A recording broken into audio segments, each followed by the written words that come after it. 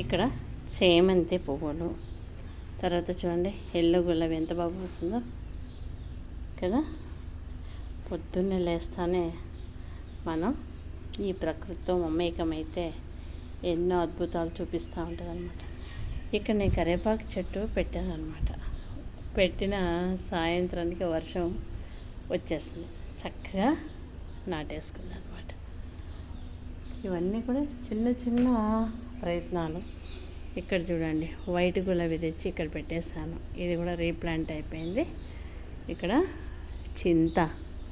చింతను cut చేసా, కొమ్మలు రెమ్మలు బాగా విస్తృతంగా వస్తాయని చెప్పి. ఇది ఈ బచ్చలి చిన్న కాడ పెట్టినా చాలు వచ్చేస్తుంది. ఇక్కడ చూడండి డబ్బా చూడండి, ఇది లైజాల్ డబ్బా.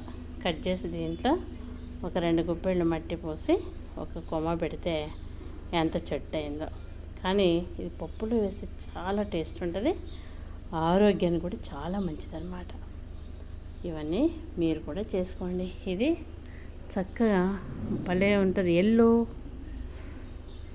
ఎల్లో గన్నేరు పూసినాక చూపిస్తాను. ఓకేనా? Thank you.